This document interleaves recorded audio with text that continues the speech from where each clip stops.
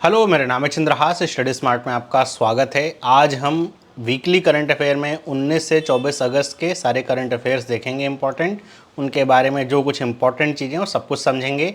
Video अगर अच्छा लगे तो वीडियो को लाइक ज़रूर करें। लाइक आपके अगर मिलते रहते हैं तो इस तरह की वीडियोज़ आपको मिलती रहेंगी। तो स्टार्ट करने से पहले मैं आपको बताऊं कि अगर आपको इसका पीडीएफ चाहिए तो हमारे टेलीग्राम चैनल पे अपलोड हो जाएगा, वहां से आप इसे डाउनलोड कर सकते हैं। बाकी आपको अगर कोई डिस्कशन करना है पढ़ाई से रिलेटेड तो आप हमारे टेलीग्राम ग्रुप को ज्वाइन कर लीजिए। स्टार्ट करते हैं पहले सवाल से। लिखा हुआ है, according to the latest data released by RBI showed net foreign direct investment rise to dash in Q1। तो जो Q1 है 2024-25 का, उसमें नेट एफडीआई का जो डेटा आया है तो ये बताया जा रहा है कितना बढ़ गया है बिलियन डॉलर्स में। तो इसका सही जवाब है 6.9 बिलियन डॉलर जो एफडीआई है वो बढ़ा है, जो कि अच्छी बात है। मतलब भारत में विदेशी निवेश आ रहा है। और अगर हम ईयर ऑन ईयर बेसिस पे देखेंगे तो ये 26.4% की बढ़ोतरी है। पिछले साल जो था सेम का वो 4.7 बिलियन डॉलर तक का था। ये रिपोर्ट ये भी बताती है कि 75% जो एफडीआई है इंडिया में आई है, उनके मेजर जो सोर्स कंट्रीज़ हैं वो क्या हैं? Singapore, Mauritius, Netherlands, United states and Belgium. तो ये टॉप 5 कंट्रीज़ हैं, इनके नाम याद रखिएगा कि कहाँ से जो एफडीआई है भारत में आ रही है। बीच में भी कुछ ऐसी भी न्यूज़ आई थी लेकिन वो काफ़ी पहले की न्यूज़ है। मैंने आपको करंट अफेयर में बताया था कि मॉरिशियस में कुछ रूल रेगुलेशन की वजह से वहाँ पे जो फंड सेटअप है उनमें देरी हो रही थी, जिस वजह से मॉरिशियस जो है लिस्ट में पीछे चला गया था, लेकिन वो मेरे ख्याल से अब सही हो गया होगा। लिखा गया है, according to external affairs minister S Jaishankar, India is set to receive 1000 megawatt of electricity from, कि 1000 मेगावाट इलेक्ट्रिसिटी मिलने वाली कहाँ से? तो वह है नेपाल। सी वाला ऑप्शन इसका करेक्ट है। तो नेपाल से इलेक्ट्रिसिटी मिलेगी। और आपको इसमें यह भी पता होना चाहिए कि ये जो इलेक्ट्रिसिटी की बात हम कर रहे हैं तो इसमें भारत की सरकार ने जो अरुण हाइड्रो इलेक्ट्रिक प्रोजेक्ट है नेपाल का, जो कि भारत की सरकार के सहयोग से बन रहा है, जिसको सतलज जल विकास निगम लिमिटेड बना रहा है, तो उसके लिए $6.95 बिलियन का जो ग्रांट है वो भी दिया हुआ है, मतलब वो पैसा दिया हुआ है। और ये जो पूरा Arun hydro electric power project है, अरुण नदी पे ही बन रहा है, ये 669 मेगावाट का है। तो ये कई चरण में है। जैसे ये अभी जो बात हो रही है अरुण 3 की बात हो रही है, जहाँ से अब ये कहा जा रहा है कि 1000 मेगावाट की जो बिजली है वो मिलेगी। अशोक कुमार सिंह ने चार्ज लिया है डायरेक्टर जनरल कहाँ का? तो इसका सही जवाब है B, ESIC, employees state insurance corporation इसका नाम है। दो कह सकते हैं कि इस तरह की संस्थाएं हैं, एक तो ईएसआईसी, दूसरी ईपीएफओ है, जो कि कर्मचारियों के कल्याण के लिए काम करती हैं। आपने ईएसआईसी का हॉस्पिटल वगैरह देखे होंगे, ईएसआईसी में वैकेंसीज़ भी आती हैं। आपने अगर फॉर्म कभी भरा हो तो, हमने भरा हुआ था एक बार, रिजल्ट बहुत देर में आया था। लिखा है, India and dash in August held there 2+2 foreign and defence ministerial meeting in new Delhi. तो भारत ने कौन से देश के साथ 2+2 डायलॉग किया है और कैसा था ये? फॉरेन और डिफेंस मिनिस्टर्स का। तो ये है जापान। बी वाला ऑप्शन इसका करेक्ट है। और ये जो मीटिंग हुई थी इसमें बहुत सारे रेंज ऑफ टॉपिक्स डिस्कस किए गए थे, प्रमुख रूप से रीजनल एंड ग्लोबल इश्यूज़ जो पैसिफिक ओशियन को लेकर के होते हैं, जिसमें जो चाइना का जो इन्वॉल्वमेंट है बढ़ता रहता है, कैसे वो साउथ चाइना सी वहाँ पे जा कर के अपनी बार बार कब्जा की बात करता रहता है, उन सारी चीज़ों को। Bilateral security and defence cooperation दोनों देशों के बीच, उसके साथ जो क्वाड है उसके कॉपरेशन को लेकर के चर्चा है। क्वाड का मतलब समझते हैं, चाइना को काउंटर करने के लिए इंडिया, उसके साथ यूएस, फिर ऑस्ट्रेलिया और इसके साथ है जापान। तो ये 4 देश मिलकर के क्वाड बनाते हैं, एक्सरसाइज वगैरह करते हैं, वो सारी चीज़ें चाइना को सिर्फ चेक में रखने के लिए कि वो ज़्यादा अपनी दादागिरी ना चलाए। किसने अप्रूव किया है 11 nuclear reactors worth $31 billion across 5 sites? तो 11 न्यूक्लियर रिएक्टर एक साथ जो है अप्रूव कर दिए हैं। ये देश और कोई नहीं, चाइना है। चाइना ने ऐसा किया हुआ है, $31 बिलियन के 5 साइट्स यहाँ पे दिए हुए हैं। और चाइना न्यूक्लियर पावर, या कह सकते हैं nuclear power in terms of missile नहीं, बल्कि मिसाइल में भी चाइना खैर आगे बढ़ रहा है, जो कि एक रिपोर्ट आई थी जिसमें चिंता जताई गई थी कि जहाँ पे यूएसए वगैरह कुछ नहीं कर रहे, चाइना नए नए वॉरहेड डेवलप कर रहा है। इसके अलावा चाइना पावर सेक्टर में भी चाइना के जो इस तरह के न्यूक्लियर रिएक्टर्स हैं वो आ रहे हैं। तो बहुत तेज़ी के साथ चाइना जो है न्यूक्लियर एनर्जी कैपेसिटी अपनी बढ़ा रहा है, और लिखा हुआ है currently leading the world in number of nuclear power reactors under construction, कि अगर हम अंडर कंस्ट्रक्शन जो न्यूक्लियर पावर रिएक्टर्स हैं उनकी बात करें तो उसमें चाइना नंबर 1 है। मतलब सबसे ज़्यादा अभी जो इस समय कंस्ट्रक्शन वाले न्यूक्लियर पावर रिएक्टर्स है वो चाइना में है। तो हो सकता है एक समय ऐसा आएगा कि जब चाइना ओवरऑल जो फुल कैपेसिटी के साथ चल रहे हैं फिर जो ऑपरेशनल न्यूक्लियर रिएक्टर्स हैं उसमें भी नंबर 1 हो जाएगा। और ये भी प्रोजेक्शन बताया गया है कि 2030 तक जो चाइना है वो सरपास कर सकता है फ्रांस और यूएसए दोनों को become the world largest producer of nuclear power, कि दुनिया का सबसे बड़ा कह सकते हैं न्यूक्लियर पावर बन जाएगा चाइना 2030 तक। मतलब सब कुछ अगर सही तरीके से चलता रहा तो चाइना न्यूक्लियर पावर बन रहा है, मतलब एनर्जी के क्षेत्र में ऐसा, तो इसमें तो खैर कोई बुरी बात नहीं है। क्लीन एनर्जी की जरूरत सारे देशों को है, और चाइना ने जो प्लेज कर रखा है कि 2060 तक उसको नेट जीरो होना है। भारत का जो प्लेज है वो 2070 का है, तो भारत से 10 साल पहले का प्लेज है। इसीलिए चाइना में आप देखेंगे वर्तमान समय में ज़्यादातर जो गाड़ियां हैं वो इलेक्ट्रिक हो चुकी हैं, इलेक्ट्रिक गाड़ियों से ही आवाजाही हो रही है। इलेक्ट्रिक गाड़ियों में चाइना नंबर 1 पोजीशन पे है, इतनी जो गाड़ियां इलेक्ट्रिक किसी भी देश में नहीं हैं। और इस तरह के जो कदम हैं इससे भी चाइना को क्लीन एनर्जी प्राप्त हो रही है। अगला सवाल है, आरबीआई के गवर्नर हैं शक्तिकांत दास, ये कौन से नंबर के सेंट्रल बैंकर बने हैं globally for the second consecutive year. मतलब पिछले साल भी इनको यही रैंक मिली थी, इस साल भी यही रैंक मिली है। आपको बताना है इसका सही जवाब क्या है। तो इसका सही जवाब है सी वाला ऑप्शन, कि ये इन्होंने ग्लोबली पहली रैंक मिली है, A+ ग्रेड इनको प्राप्त हुआ है। ज़्यादा डिटेल आपको जाननी, पूरा वीडियो मैंने बना रखा है, अगर आपने नहीं देखा है तो इसे जाकर के ज़रूर देख लीजिए कि top central banker Shaktikanta Das बने हैं, किसने ये लिस्ट निकाली है, कैसे ये काम करता है, सब कुछ इसमें मैंने बता रखा है। आपको वीडियो सेक्शन में इसको मिल जाएगा। आगे बढ़ते हैं, उससे पहले मैं आपको बता दूं, अगर आपको बैंकिंग अवेयरनेस पढ़नी है जो कि एग्ज़ाम में आपके पूछी जाती है, मेंस और इंटरव्यू दोनों में काम आती है, तो आप हमारे जो ऐप है स्टडी स्मार्ट का वहाँ से जाकर के 450 रुपये में बहुत आसानी से पूरा कोर्स ले सकते हैं। इसमें बैंकिंग अवेयरनेस के साथ इंश्योरेंस अवेयरनेस भी आपको प्राप्त हो जाएगा। अगला सवाल है, DG of dash Rakesh Pal has passed away due to cardiac arrest. तो राकेश पाल किसके डीजी थे, डायरेक्टर जनरल थे, तो ये थे इंडियन कोस्ट गार्ड के। चेन्नई में इनका हाल ही में निधन हुआ है। अगला सवाल, फिनटेक यूनिकॉर्न स्लाइस है जिसने रिसीव किया है अप्रूवल। ये स्लाइस एक फिनटेक है, ध्यान में रखिए। तो इसने अप्रूवल रिसीव किया है एनसीएलटी के द्वारा, नेशनल कंपनी लॉ ट्रिब्यूनल के द्वारा, फॉर इट्स मर्जर विथ, किसके साथ मर्जर कर रहा है ये। तो इसका सही जवाब है North East Small Finance Bank, A वाला ऑप्शन इसका करेक्ट है। तो गुवाहाटी हेडक्वार्टर्ड ये North East Small Finance Bank है, ये स्लाइस के साथ अब मर्जर कर रहा है। अब ये जो एंटिटी बनेगी इसके पास सीधी बात है कि एक फिनटेक है, एक स्मॉल फाइनेंस बैंक है, दोनों अपनी अपनी तरफ की जो स्पेशलिटीज़ हैं उनका यूज़ करके आगे बढ़ेंगे। अगला सवाल, किसने रिलीज़ किया centenary commemorative coin honouring M Karunanidhi. तो एम करुणानिधि के शताब्दी स्मारक के तौर पे सिक्का जारी किया है राजनाथ सिंह, भारत के डिफेंस मिनिस्टर ने। सी और ऑप्शन सही है, तमिलनाडु में किया गया। और आपको पता होगा कि तमिलनाडु की जो डीएमके पार्टी हैं उसके हेड थे, तो अब जो इनके बेटे हैं एमके स्टालिन वो इस समय तमिलनाडु के सीएम हैं, तो वो भी साथ में थे जब ये जारी किया गया। International day of remembrance and tribute to victims of terrorism is observed every year on. तो ये कब मनाया जाता है, तो ये हर साल मनाया जाता है 21 अगस्त को। सी वाला ऑप्शन इसका करेक्ट है। नेक्स्ट सवाल, who has been appointed as chef de mission for the India's Paris 2024 paralympic contingent. ध्यान रखिएगा, ओलंपिक खत्म हो चुके होके पैरा ओलंपिक्स होने वाले हैं, मतलब जब मैं ये वीडियो रिकॉर्ड कर रहा हूँ तब तक अभी स्टार्ट नहीं हुआ है, तो पैरा ओलंपिक्स होने वाले हैं। तो इसके लिए जो शेफ डे मिशन है ये किसे बनाया गया है, तो ये हैं सत्य प्रकाश सांगवान, ए वाला ऑप्शन इसका करेक्ट है। शब्द मिशन का मतलब क्या होता है कि मतलब एक तरीके से समझिए कि जो पूरे ओलंपिक की टीम जा रही है भारत की तरफ से, उसके गार्जियन के तौर पे जा रहे हैं। गार्जियन मतलब है इन द सेंस ऑफ समझने के तौर पे कि इनके बहुत सारी रिस्पॉन्सिबिलिटीज़ और काम होंगे, कम्युनिकेशंस करना, अपने खिलाड़ियों को मतलब उनको कोई ज़रूरत है तो वो सारी चीज़ें उपलब्ध कराना, सब कुछ इन्हीं का काम एक तरीके से होता है।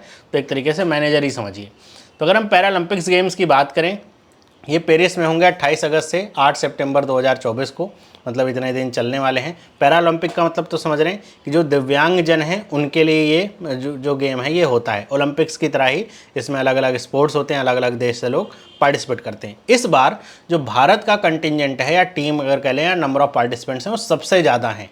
भारत की तरफ से इस बार 84 एथलीट्स जा रहे हैं, सबसे ज़्यादा 84 एथलीट्स जा रहे हैं, लार्जेस्ट एवर भारत की तरफ से, जिसमें 32 क्या हैं, वुमेन हैं। और ये जो टीम है ये 12 स्पोर्ट्स में पार्टिसिपेट करेगी और इसमें कुछ ऐसे डिसिप्लिन्स हैं जिनको न्यू ऐड किया गया, जैसे para cycling, para rowing, blind judo, इन सब में भी पार्टिसिपेट करेंगे। और इसमें जो नोटेबल जो फ्लैग बीयरर होंगे, जैसे ओलंपिक्स में फ्लैग बीयरर थे ओपनिंग सेरेमनी में, तो वो हैं शॉर्ट पुटर हैं भाग्यश्री जाधव और जेवलिन थ्रोवर हैं सुमित अंतिल। तो ये होने वाले हैं पैरा ओलंपिक में भारतीय टीम के फ्लैग बीयरर ओपनिंग सेरेमनी में।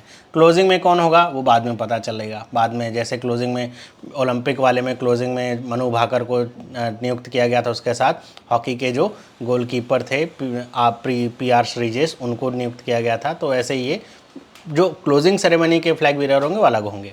भारतीय ओलंपिक टीम के जो शब्द मिशन थे कौन है आपको पता है, वो थे गगन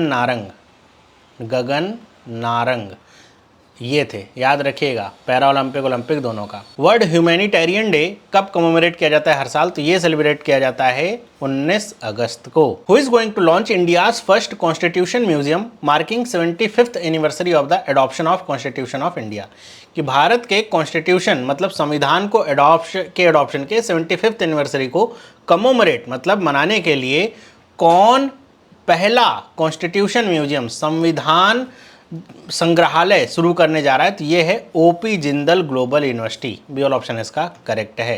तो ये म्यूजियम एक ब्रॉडर इनिशिएटिव का पार्ट होगा जिसको as the constitution academy and the rights and freedom museum aims to showcase constitution as a dynamic and evolving document that continues to guide and inspires the nation. मतलब ये theoretical जो बातें आपको पता है कि जो हमारा वैसे भी संविधान भारत का बहुत ही ज़्यादा कह सकते हैं इवॉल्विंग डॉक्यूमेंट हैं, बहुत सारे चेंजेस होते रहते हैं समय के अनुसार, क्योंकि उसकी ज़रूरत भी होती है।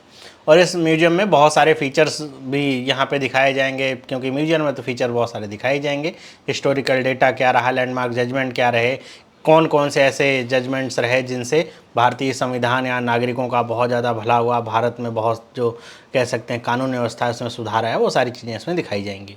अगला सवाल है, इंटरनेशनल क्रिकेट काउंसिल ने जो अभी होने वाला है वुमेन्स T20 वर्ल्ड कप, तो उसका जो स्थान है अब बांग्लादेश से चेंज करके कहाँ कर दिया। पहले बांग्लादेश में होना था, लेकिन बांग्लादेश में बहुत ही ज़्यादा अशांतिपूर्वक माहौल इस समय चल रहा है, तो उसी चीज़ों को देखते हुए तो बांग्लादेश से अब इसको मूव करके कर दिया गया UAE में। सी वाला ऑप्शन इसका करेक्ट है। अगला सवाल, मनोहर लाल खट्टर ने लॉन्च किए हैं 3 online platform to enhance the efficiency, transparency and effectiveness of dash sector. किस सेक्टर के लिए 3 नए प्लेटफॉर्म लॉन्च किए ताकि उनकी इफिशियंसी, ट्रांसपेरेंसी और इफेक्टिवनेस बढ़ सके। तो अगर आपको थोड़ा भी पता हो मनोहर लाल खट्टर कौन से विभाग के मंत्री हैं, तो ये इनके पास 2 विभाग है। पहला तो है कि ये मिनिस्टर हैं अर्बन अफेयर्स के, तो दूसरा इनके पास जो विभाग है वो है पावर सेक्टर। तो यही है इसका सही जवाब कि पावर सेक्टर के लिए लॉन्च किया गया है। इनके नाम भी आप देख सकते हैं, पोर्टल के नाम क्या हैं। पहला है portal for online monitoring of projects, फिर है disaster resilient infrastructure for power sector, और फिर है जल विद्युत DPR। ये 3 आपके पोर्टल्स लॉन्च किए गए। अगला सवाल, M सुरेश को कौन से ऑर्गेनाइजेशन का इंटरिम चेयरमैन बनाया गया है, 3 महीने के लिए बनाया गया है, इनको चार्ज दिया गया है, तो ये है airports authority of India AAI। अगला सवाल, किसने मेंस सिंगल का टाइटल जीता है सिंसिनाटी ओपन का, तो ये जीता है ज़ैनिक सिनर ने। ए वाला ऑप्शन इसका करेक्ट है। वैसे ये वर्ल्ड नंबर 1 टेनिस प्लेयर भी हैं वर्तमान समय में। इन्होंने जो दूसरे नंबर के प्लेयर हैं फ्रांसिस टियाफे, अगर मैं नाम सही से ले पा रहा हूँ, तो इनको फाइनल में हराया है। आपके लिए एक होमवर्क में देता हूँ कि आपको बताना है कि कौन सी कंट्री के हैं। अगर आपको पता है तो बताइएगा। और अभी हाल फिलहाल में मोदी जी भी उस कंट्री से होकर के आए हैं। लिखा है who won women singles title of the Cincinnati open. Women's का टाइटल किसने जीता है सिंगल्स का, तो ये हैं आरियाना सैबलेंका, और इन्होंने हराया जेसिका पेगुलिया, अगर मैं सही से नाम ले पा रहा हूँ। तो ए वाला ऑप्शन इसका करेक्ट है। प्रोनाउंसिएशन में अगर कुछ गलती हो तो माफ़ करिए। आरियाना सैबलेंका कहाँ की हैं, तो ये हैं बेलारूस की। मैं ये क्यों बता रहा हूँ ये कहाँ की हैं, क्योंकि एग्ज़ाम में पूछा जाता है। ये सिर्फ आपको, आप सोचते हैं कि हम ये पढ़ लें कौन जीता है, एग्जामिनर दे देगा कि इन्होंने जीता है, इनको हरा करके वुमेन्स सिंसिनाटी ओपन, बस ये बता दो कि कौन से देश के हैं, बच्चे वहीं फंस जाते हैं। इंडियन नेवी ने किसके साथ एक एमओयू साइन किया हुआ है ताकि जो मरीन इक्विपमेंट्स और सिस्टम्स हैं उनका स्वदेशीकरण किया जा सके। मतलब अभी तक जो मरीन इक्विपमेंट और सिस्टम्स हैं कुछ तो स्वदेशी होंगे लेकिन कुछ बाहर से मंगाने पड़ते होंगे, तो सारे ही ऐसे हो जाएं कि वो हमारे देश में ही बने। इसके लिए BEML लिमिटेड के साथ जो है इन्होंने एमओयू किया है। अगला सवाल है कि कौन सी ऐसी कंपनी है जो कि पोलैरिस डॉन मिशन कमेंस करने वाली है, और इसमें होगा क्या कि इसमें जो यूएस बिलियनियर हैं जैसे जेराड आइजैकमैन, इनके साथ 3 और व्यक्ति होंगे जिनको स्पेस में ले जाया जाएगा, स्पेस वॉक वगैरह भी ये करेंगे। और अभी तक ये कहा जा रहा है कि मतलब धरती की सतह से 700 किलोमीटर ये ऊपर जाएंगे, काफ़ी ऊपर की डिस्टेंस पे जाएंगे। तो एक तरह का प्राइवेट मिशन ये होने वाला है। तो इसे कौन कर रहा है? Space x. सी वाला ऑप्शन इसका करेक्ट है। तो इस मिशन का नाम क्या होगा? तो ये है फ्रेम 2 नाम से इसका नाम रखा गया है। फाल्कन 9 रॉकेट का प्रयोग करके क्रू ड्रैगन जो इनका कैप्सूल है डेवलप किया गया है स्पेस एक्स के द्वारा, उसका इस्तेमाल किया जाएगा। और ये कंपनी का दुनिया में अपने आप में पहला ऐसा अटेम्प्ट होने वाला है जिसमें प्राइवेट स्पेस वॉक होगी। स्पेस वॉक होने का मतलब ये होता है कि आप अपने शटल से या जहाँ पे जैसे ISS में तो वहाँ से बाहर निकल के टहलते हैं या फिर कुछ मरम्मत वगैरह काम करने तो वो करते हैं। ये लोग सिंपली अपने जो इनका जो क्रू ड्रैगन होगा उससे बाहर निकलेंगे कुछ मिनट के लिए और फिर ये अंदर आ जाएंगे, तो इसको स्पेस वॉक कहा जाता है। अगला सवाल है, which bank has introduced a new security feature called face match to protect customer from potential fraud. Financial fraud तो आपको पता होगा बहुत होता है हमारे यहाँ, तो इसी तरह के फ्रॉड से बचाने के लिए फेस मैच नाम से एक जो सिक्योरिटी फीचर है लॉन्च किसने किया? तो ये है एयरटेल पेमेंट्स बैंक है ये। मैं तो कहता हूँ इस तरह के फीचर और भी जो हमारे जो शेड्यूल्ड कमर्शियल बैंक है उनमें भी आनी चाहिए। इसमें होगा क्या, मैं आपको बता दूँ कि ये जो फेस मैच फीचर होगा ये ऐप के साथ इंटीग्रेट ही रहेगा। इसमें ये नहीं होगा कि आपको अपना फेस दिखा करके ओपन करना पड़ेगा। इसमें ये होगा कि ये सारी जानकारी रखेगा कि आप कौन से लोकेशन से अपना बैंक अकाउंट लॉगिन करते हैं, हर महीने कितनी ट्रांजैक्शन करते हैं, उसके साथ साथ आपका जो स्पेंडिंग का एनालिसिस करेगा वो सब। मतलब एक तरीके से एक डेटाबेस तैयार होगा आपका ताकि प्रोफाइलिंग करी जा सके आपकी। कभी ऐसा हो कि आपका बैंक अकाउंट किसी ने हैक कर लिया हो, वो बड़ा लार्ज अमाउंट ट्रांसफ़र कर रहा हो, या फिर किसी ऐसे लोकेशन से लॉगिन किया गया हो जहाँ पे आप कभी जाते ही ना हो, तो ऐसे केस में जब इसे लगेगा कि अच्छा कुछ ऐसी बातें हो रही हैं जो कि मैच नहीं कर रही हैं डेटाबेस से या फिर जो यूजुअल बिहेवियर होता है हमारे कस्टमर का उससे मैच नहीं कर रही हैं, तो ये तुरंत एक्टिवेट कर देगा फेस मैच को। फेस मैच में होगा क्या कि ये कहा जाएगा कि हमने ये डिटेक्ट किया है सिक्योरिटी एक कह सकते हैं फीचर के तौर पे कि हमें कुछ फ्लॉ लग रहा है ऐसा, तो एक काम करिए आप अपने एयरटेल थैंक्स ऐप से एक सेल्फी खींच करके अपलोड कर दीजिए। तो अगर आप खुद कर रहे होंगे तो आप तो कर ही देंगे अपने सेम मोबाइल से, लेकिन अगर आप खुद नहीं कर रहे होंगे तब आप कैसे, आपको खुद भी पता चल जाएगा अच्छा ऐसा कुछ हो रहा है। दूसरी चीज़ कि ऐसा नहीं होगा कि कोई भी फ़ोटो अपलोड कर दे, भाई वही फ़ोटो अपलोड करी जाएगी और फिर उसको रीचेक किया जाएगा, मतलब वेरीफाई किया जाएगा कि जो आपका बैंक अकाउंट ओपन हुआ था उस फोटो के साथ में। और इसमें आई मूवमेंट वगैरह का भी ध्यान रखना पड़ता है। ऐसे फ़ोटो नहीं कि वो तो सर कोई फेसबुक से हमारी फ़ोटो ले करके लगा देगा, ऐसा नहीं। इसमें आई मूवमेंट का ध्यान रखा जाता है कि आप पलक झपका रहे हैं, आपकी आँखें हिल डुल रही हैं, ताकि पता चल पाए ये रियल या लाइव फ़ोटो ली गई है। ओके, आगे बढ़ते हैं। अगला सवाल है, कौन सा एयरपोर्ट इंडिया का है जिसको रिकॉग्नाइज किया गया बेस्ट एयरपोर्ट के तौर पे? किसने किया है? द इंडिया ट्रेवल्स अवार्ड के लिए। और ऐसा तीसरी बार हुआ है, कॉन्जिक्यूटिव ईयर में हुआ है, मतलब 2024 में भी ये रहा, इससे पहले भी मतलब 2022, 23, 24। तो ये है राजीव गांधी इंटरनेशनल एयरपोर्ट। और कौन से प्रदेश में है ये, या सॉरी कौन से सिटी में है ये? तो ये है हैदराबाद में। अब हैदराबाद कहाँ पे है?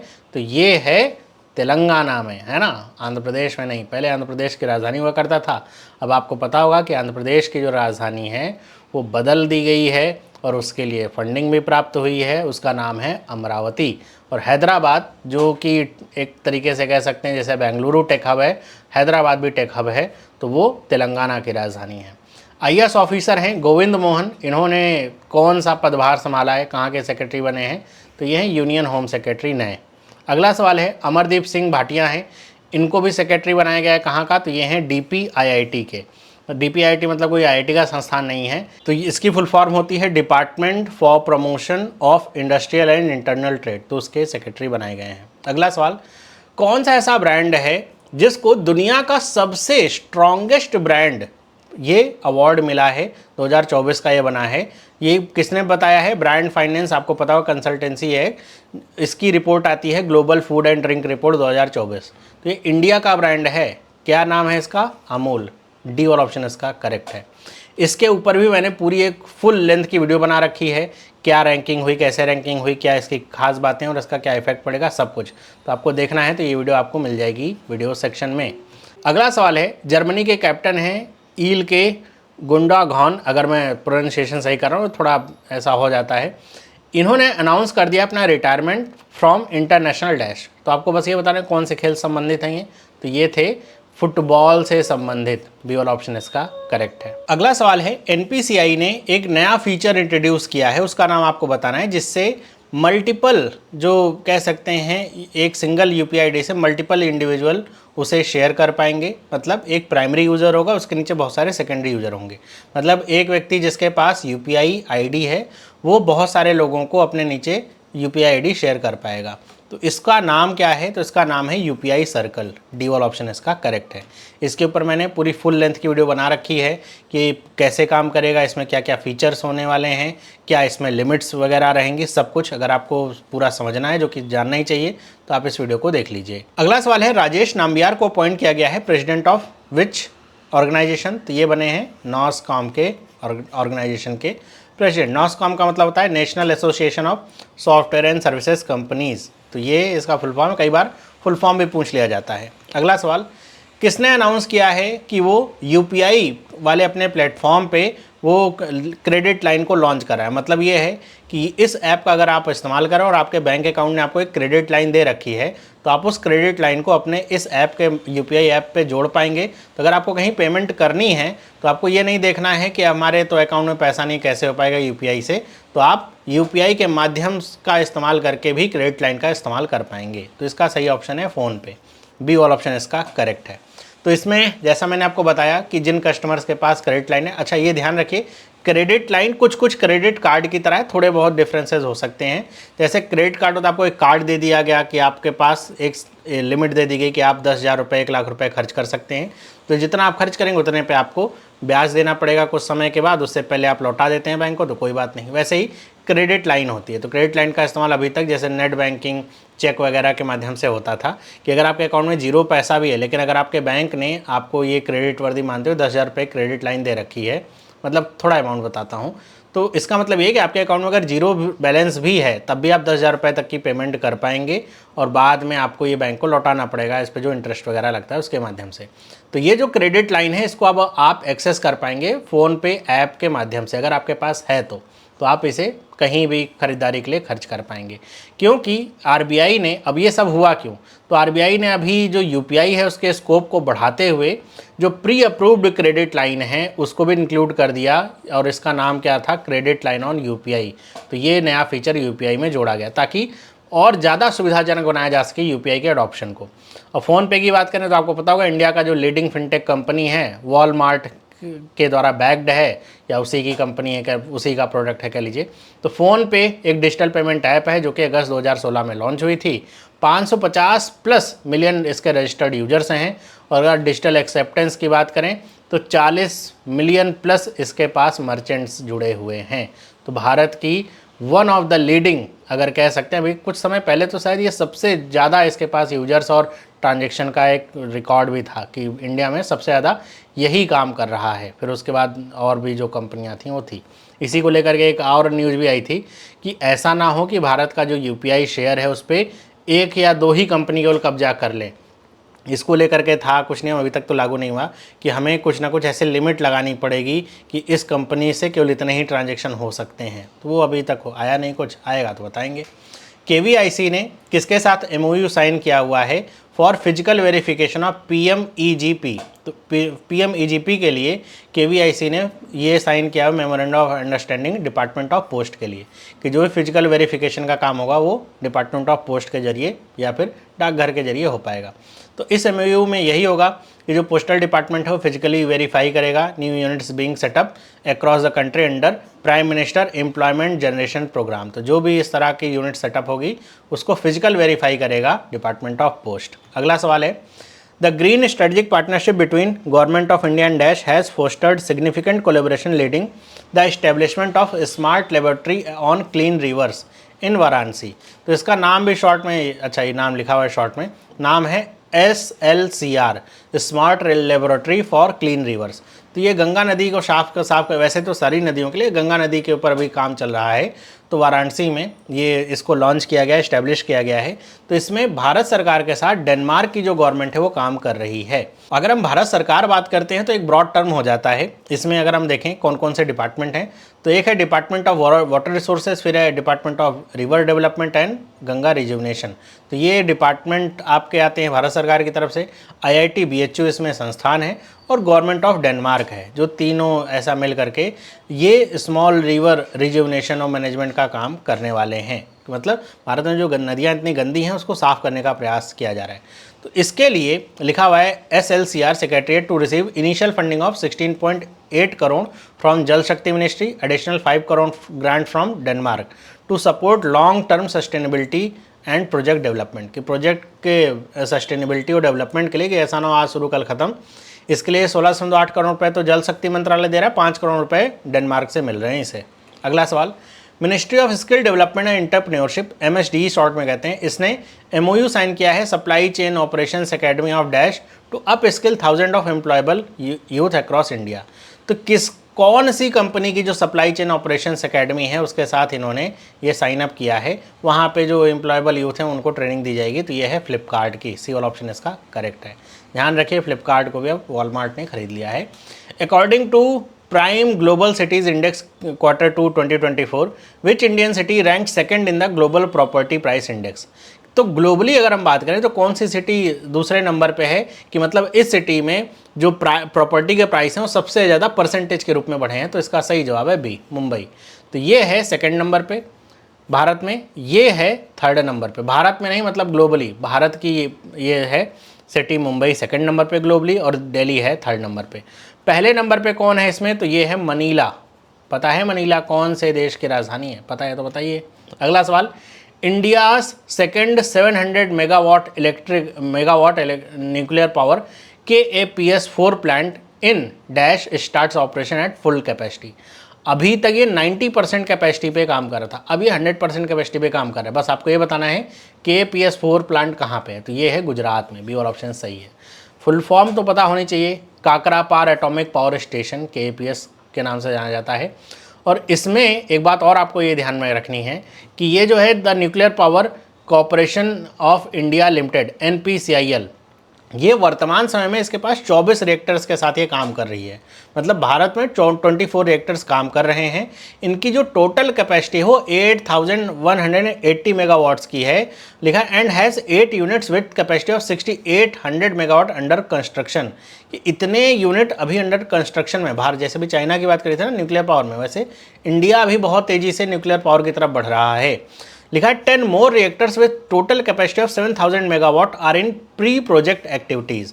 और एक ऐसी भी रिपोर्ट आई थी कि 2031-32 तक भारत में जो न्यूक्लियर पावर से मिलने वाली ऊर्जा लगभग 22,000 समथिंग, मतलब एग्जैक्ट डिटेल तो नहीं आते, 22,000 समथिंग मेगावाट जो है वो मिलने वाली है एनर्जी। जितने अभी under construction nuclear power plants हैं या फिर जैसे प्री प्रोजेक्ट एक्टिविटीज़ में हैं, इनको लेते हुए वो कैलकुलेशन करके बताई गई थी। मतलब एक सिग्निफिकेंट पोर्शन धीरे धीरे आप देखेंगे कि भारत में भी न्यूक्लियर पावर से आएगा, क्लीन एनर्जी होती है इस वजह से। इंडिया के जेवलिन थ्रोअर हैं नीरज चोपड़ा, पता ही होगा। तो इन्होंने अभी लुसाइन में हुई थी डायमंड लीग, लुसाइन कहाँ पे है, स्विट्जरलैंड में। तो वहाँ पे जो डायमंड लीग हुई थी उसमें सेकंड स्थान इनको प्राप्त हुआ है। जैसे ओलंपिक में सेकंड मिला था, यहाँ भी सेकंड मिला है। तो आपको बस ये बताना है कि उन्होंने थ्रो कितने का किया था। तो इसका सही जवाब ए वाला है, 89.49 मीटर। और ये सीजन का इनका बेस्ट थ्रो था, मतलब ओलंपिक में भी इससे कम था। ओलंपिक वाला थ्रो ये था, ये ओलंपिक वाला थ्रो था, लिख देता हूँ OT, ओलंपिक का थ्रो था। अब डायमंड लीग में 89.49 मीटर का थ्रो किया। इसमें गोल्ड मेडल किसने जीता, तो जो ओलंपिक में थर्ड पोजीशन पे थे, ब्रॉन्ज मेडल जो जिन्होंने जीता था एंडरसन पीटर्स, उन्होंने इसमें गोल्ड जीता है, 90 का मार्क उन्होंने क्रॉस किया। अगला सवाल, लिया है Diana Pundole has made history yet again by becoming the first Indian women to win the dash category at the MRF Indian national car racing championship 2024। तो ये चैंपियनशिप जो हुई थी MRF की, उसमें कौन सी कैटेगरी में ये रेस जीतने वाली पहली इंडियन वुमेन बनी है, बस ये आपको बताना है। तो इसका सही जवाब है डी, सैलून कैटेगरी थी, डी वाला ऑप्शन इसका करेक्ट है। इंडिया के क्रिकेटर हैं शिखर धवन, इन्होंने हाल ही में रिटायरमेंट अनाउंस करी, बस आपको ये बताना है कौन से पार्ट से करी है, डोमेस्टिक, इंटरनेशनल वनडे या फिर बोथ ए एंड बी। तो इसका सही जवाब है डी, इंटरनेशनल और डोमेस्टिक दोनों ही फॉर्मेट से इन्होंने अपनी रिटायरमेंट अनाउंस कर दी है। अगला सवाल, प्राइम मिनिस्टर नरेंद्र मोदी ने प्रेजेंट किया 4 Bhishma cube two government of dash. तो किस गवर्नमेंट को भीष्म क्यूब दिए गए हैं? तो ये सही जवाब है इसका यूक्रेन। आपको पता हो यूक्रेन के दौरे पे थे अभी प्रधानमंत्री, तो वहीं पे यूक्रेन को मदद पहुंचाने के लिए ये 4 भीष्म क्यूब दिए गए हैं। ये भीष्म क्यूब क्या है? तो इसके ऊपर भी मैंने पूरी वीडियो बना रखी है। अभी इंडियन आर्मी और IAF ने एक ऑपरेशन किया था जिसमें 15,000 फीट की ऊंचाई पे भीष्म क्यूब को लैंड कराया गया था सेफली। तो इसी वीडियो में मैंने पूरी बात बता रखी है, भीष्म क्यूब है क्या, क्यों इतना खास है, वो सारी चीज़ें आपको यहाँ से मिल जाएंगी। अगला सवाल, दीनदयाल स्पर्श योजना स्कॉलरशिप जो है वो किसने लॉन्च करी है और इसका उद्देश्य है to inculcate the hobby of philately among the students. तो फिलैटली की जो हॉबी है, अगर आपको ये थोड़ा वोकेबलरी आपकी अच्छी हो तो आप तुरंत बता सकते हैं। इसका जवाब क्या है? इंडिया पोस्ट या डिपार्टमेंट ऑफ पोस्ट, है ना, कुछ भी लिखा रहे दोनों में। अगर डिपार्टमेंट ऑफ पोस्ट लिखा रहे तो वो टिक कर लीजिएगा, इंडिया पोस्ट लिखा रहे तो वो टिक कर लीजिए। ये दीनदयाल स्पर्श योजना शुरू करें। फिलैटली का मतलब होता है, कुछ लोगों को आपने देखा होगा कि जैसे कुछ लोग नोट सिक्के इकट्ठा करते हैं, वैसे ही कुछ लोग पोस्टेज स्टैंप इकट्ठा करते हैं या उससे रिलेटेड जो आइटम्स हैं जैसे post card, envelopes, post mark, वो सब जो इकट्ठा करते हैं जैसे किसी यादगार के तौर पे पोस्टेज स्टैंप। जब भी जैसे भी ओलंपिक के ऊपर जो पोस्टेज स्टैंप निकाले गए, तो जो कलेक्टर्स ऐसे होंगे ना, तो वो इकट्ठा कर लेंगे ताकि वो आगे जो है उनको याद रहेगा। तो इस तरह की हॉबी होती है लोगों की, तो वो जो हॉबी होती है उसी को फिलैटली कहते हैं। तो इसी हॉबी को बढ़ाने के लिए इंडिया में ये जो ग्रांट है या कह सकते हैं स्कॉलरशिप है लॉन्च करेगी। इसमें 6,000 रुपये हर साल दिए जाएंगे ऐसे बच्चों को जो 6 से 9 क्लास में पढ़ रहे होंगे, मेरिटोरियस बच्चे होंगे जिनका रिकॉर्ड अच्छा होगा और उन्होंने फ्लैटली को एज अ हॉबी अडॉप्ट कर रखा होगा, तो उनको 6,000 रुपये मिलेंगे साल भर के। अगला सवाल, सुभद्रा योजना औरतों के लिए लॉन्च करी गई है कौन से स्टेट में? तो इसका सही जवाब है सी, उड़ीसा में लॉन्च करी गई है। इस योजना में होगा क्या कि लगभग 1 करोड़ जो औरतें हैं जिनकी उम्र 21 से लेकर के 60 साल तक के बीच में उड़ीसा में, उनको 10,000 रुपये एनुअली मिलेगा 2 इंस्टॉलमेंट में, मतलब 5,000 रुपये एक बार, 5,000 रुपये दूसरी बार। और ये जो मनी होगा ये डायरेक्ट जो बेनिफिशियरी होगा उनके Aadhaar enabled single holder bank account में जाएगा। मतलब ऐसा नहीं कि फिजिकल दिया जाएगा, आधार इनेबल्ड जो बैंक अकाउंट होगा सिंगल होल्डर होना चाहिए, ज्वाइंट नहीं, तो उसमें डायरेक्ट चला जाएगा। और इसके लिए सुभद्रा डेबिट कार्ड भी इशू किया जाएगा ऐसी औरतों को ताकि वो पैसा निकाल सकें। अगला सवाल, कौन से बैंक ने अनाउंस किया है exclusive saving account for women जिसका नाम है अवनी? तो ये इंट्रोड्यूस किया गया है बंधन बैंक के द्वारा। तो अवनी है महिलाओं के लिए खास, इसमें कुछ डिस्काउंट वगैरह लॉकर वगैरह खोलने पे है, तो इसमें कुछ महिलाओं को लेकर सुविधाएं हैं। अगला सवाल, किसने पेट्रोन साइंटेक इंक के साथ मेमोरेंडम ऑफ अंडरस्टैंडिंग साइन करी है to explore setting up 500 KTA bio ethanol plant in India? तो इतने कैपेसिटी का बायो इथेनॉल प्लांट इंडिया में इस्टेब्लिश करने के लिए एक तो पेट्रोन है, दूसरा कौन है? गेल, सी वाला ऑप्शन इसका करेक्ट है।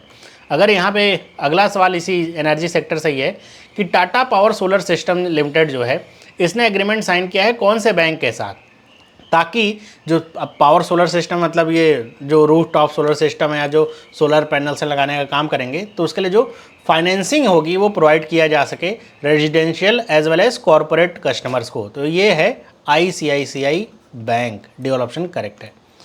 अब यहाँ पे हम कुछ ऐसी न्यूज़ें देखते हैं जिसमें कई सारी चीज़ें इन्वॉल्व हो सकती हैं। जैसे एक अभी जारी करी गई थी सीएट क्रिकेट रेटिंग अवार्ड, तो ये आपको याद रखना चाहिए। इसमें कुछ चीज़ें पूछ सकते हैं, कुछ तो आप 15 हैं तो 15 के 15 तो नहीं याद रहेंगे, कुछ तो याद रहेंगे। जैसे इसमें लाइफ टाइम अचीवमेंट का अवार्ड किसे मिला? राहुल द्रविड़ को, तो ये इंपॉर्टेंट है। Men's international cricketer of the year, अब ये याद रखिए कि ये जो अवार्ड है ये ऐसा नहीं है कि केवल भारतीयों तक के लिए सीमित है ना। तो ये men's cricket international cricketer award किसको मिला? तो ये रोहित शर्मा को मिला। Men's ODI batter of the year Virat Kohli को प्राप्त हुआ। बॉलर के लिए मोहम्मद शमी। और फिर जो men's test batter of the year Yashasvi Jaiswal. Test bowler मिला है रविचंद्रन अश्विन।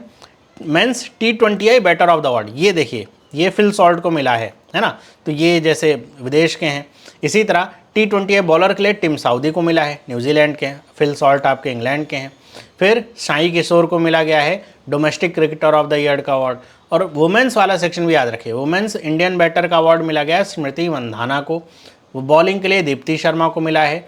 मोस्ट मैचेस लिखा है memento most matches as captain in women's T20 history, Harmanpreet Kaur भारतीय टीम की कप्तान है। Memento of outstanding leadership in Tata IPL Shreyas Iyer को मिला है।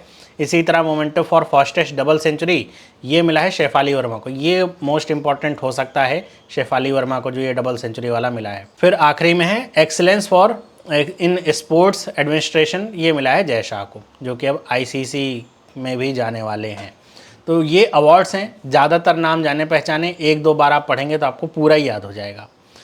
कुछ और न्यूज, जैसे मारिया ब्रेनियास हैं जो दुनिया की सबसे ओल्डेस्ट पर्सन थी, उनका 117 साल की उम्र में स्पेनिश नर्सिंग होम में निधन हुआ। तो सोचिए 117 साल जिंदा थी, अभी निधन हुआ। फिर इसी में एक और न्यूज आती है, इसी से रिलेटेड नहीं है। EU मतलब यूरोपियन यूनियन कोलेबोरेशन किया है organising partner as a global counter terrorism council GCTC and with India's ministry of external affairs as a strategic partner will be hosting a crucial regional conference on August 21-22। तो 21-22 अगस्त को इन्होंने conference जो है वो ली है GCTC और India के साथ मिल करके EU वाले ने। किस लिए? To discuss a current and emerging threats in online radicalisation and find ways to jointly counter the exploitation of online space by extremists and terrorist actors. कि अब पहले के समय में क्या होता था कि लोगों को बरगराने माइंड वॉश करने के लिए लोग जाते थे घर घर में, या फिर ऐसे मीटिंग्स होती थी। अब ऑनलाइन के आने के बाद ऐसा हो गया है कि ऑनलाइन माध्यम से ही लोगों को अलग अलग तरीक़ों से माइंड वॉश किया जा रहा है, ताकि उनको ये जो टेररिज्म है इसके लिए यूज़ किया जा सके। तो इसी को कैसे काउंटर किया जाए, इसको लेकर के पूरी मीट थी। 2 दिन ये चली, जिसमें अगर हम बात करें तो EU तो था ही था, उसके साथ इंडिया भी था, बांग्लादेश, मालदीव, श्रीलंका और यूरोप की जो टीम है। ये रीजनल कॉन्फ्रेंस थी, मतलब इंडिया जब आ गया तो इसके आसपास के जो देश हैं वो थे, और उसके साथ यूरोप से Austria, Italy, Croatia, Estonia, Spain, Germany, Ireland, Netherland, France और रोमानिया के एक्सपर्ट इसमें शामिल थे। यही सारी बात हिंदी में है। अगला इसमें और एक बता दूं मैं आपको कि आर्मी ने शोक मनाया। उनके जनरल थे सुंदर राजन पद्मनाभन, रिटायर्ड हो चुके थे, इनका निधन हो गया। और ये 20वें chief of the army staff थे, तो इनका अभी हाल ही में निधन हुआ। इसके साथ यूनाइटेड स्टेट्स ने साउथ कोरिया के साथ नॉर्थ कोरिया को टैकल करने के लिए एक एक्सरसाइज करी, तो ये इसका नाम था उलाची फ्रीडम शील्ड एक्सरसाइज, ये याद रखेगा। फिर RBI ने इशू किए हैं कुछ updated rules for e mandate of framework under the which bank won't issue any pre debit notification on auto replenishment of some of the services like FASTag and NCMC जो card होते हैं। कि FASTag या NCMC national common mobility card होते हैं, उसमें जैसे ही amount लोगों का कम होता था, तो जो ऐसे और नाच वाले सिस्टम के तहत जो ऐसे रहते थे जिसमें कि पैसा कम हो तुरंत आपके अकाउंट से कट करके पैसा चला जाए, तो ऐसे में पहले क्या होता था कि जब पैसा कम होता था तो पहले एक नोटिफिकेशन जाता था कि ये पैसा कटने वाला है। तो ये अब हटा दिया गया कि ऐसा कोई प्री नोटिफिकेशन नहीं दिया जाएगा, डेबिट का नोटिफिकेशन नहीं दिया जाएगा। अगला एक है कि नेशनल जियो साइंस अवार्ड दिए गए 2023 के, 2024 में दिए गए 2023 के। तो ये जो अवार्ड हैं इनके बारे में आपको पता होना चाहिए। इसमें जैसे जो national geo science award for life time achievement दिया गया 2023 का, वो दिया गया प्रोफेसर धीरज मोहन बनर्जी को। ये एक वेटरन इमेरिटस साइंटिस्ट हैं इंडियन नेशनल साइंस एकेडमी के, तो इनको लाइफ टाइम अचीवमेंट अवार्ड दिया गया जियो साइंस के फील्ड में काम करने के लिए। नेशनल यंग जियो साइंटिस्ट का अवार्ड दिया गया डॉक्टर आशुतोष पांडे को। और ये जो अवार्ड है नेशनल जियो साइंस अवार्ड, 1966 में इस्टेब्लिश किया गया था, तब इसका नाम था नेशनल मिनरल अवार्ड्स, लेकिन बाद में फिर इसका नाम बदल करके नेशनल जियो साइंस अवार्ड कर दिया गया। तो ये थे पूरे हफ्ते के इंपॉर्टेंट करंट अफेयर्स, सब कुछ मैंने कवर कर दिया है। बाकी इस तरह की वीडियो अगर आपको चाहिए तो वीडियो को लाइक वगैरह किया करिए, अपने दोस्तों के साथ भी शेयर किया करिए। आपके लिए इतनी मेहनत करी जाती है, थोड़ी सी मेहनत आप भी करेंगे तो हमें भी अच्छा लगेगा, वीडियो भी चलेगी तो और बनाने का मन करेगा। बाकी इसका PDF आपको चाहिए हो तो आप टेलीग्राम चैनल से जा करके डाउनलोड कर सकते हैं। इस तरह के और वीडियोस देखने के लिए चैनल पे बने रहिए। चैनल को सब्सक्राइब नहीं किया तो सब्सक्राइब कर लीजिए। मिलते हैं अगले वीडियो में, सभी लोगों को बाय।